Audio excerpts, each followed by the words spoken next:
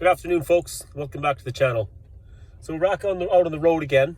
I got called out the other day for the video I made sitting in my truck when I was ranting about the carbon tax. I got called out for being in my truck and contributing to the problem.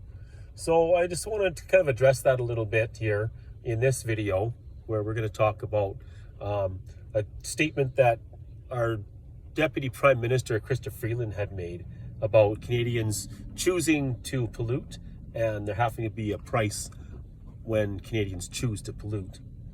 The way that we choose to pollute is we drive our vehicles and we heat our homes.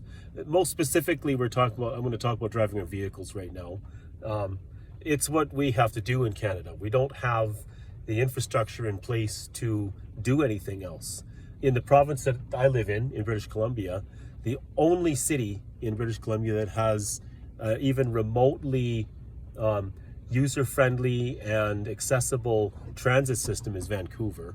And sure, a lot of our population lives in Vancouver, but a lot of the population doesn't. The places where we live, I mean, we have a transit bus that runs every couple of days in some instances. The one that runs the most is one that runs twice a day. It's completely, it's a very little use to us where we live.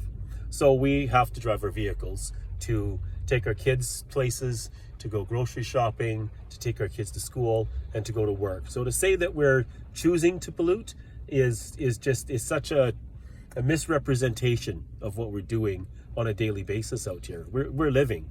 When it comes to choosing to pollute, I guess the one thing you could say that we do that is a choice that we make when we want to pollute, I suppose, is if we decide that we can afford to take a vacation and go somewhere.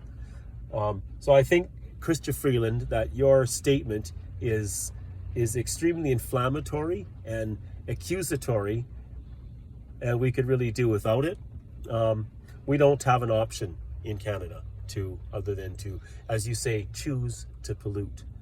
And so to maybe put a little bit onto, I know she doesn't even have anything to do with Canada, but Kamla Harris in the United States, I believe it was last year, made the statement that, well, maybe it's time to just go out and buy a brand new EV. Well, that in the state that we're living in, the cost of living that we have right now, nobody can go out and buy a brand new EV, or very few people can.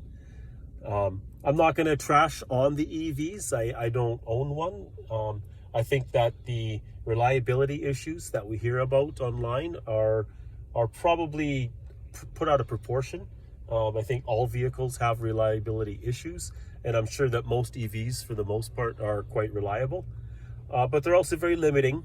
If I did a little bit of research today, trying to find one that would work for us, for a family our size, and do all of the things that we need it to do. Because we own a farm, we do have to do some towing and some hauling. So when you get into that, if you're going to try to seat more than 6 people and be able to tow, say, 10,000 pounds, the number of electric vehicles available out there are extremely low, if they even exist at all.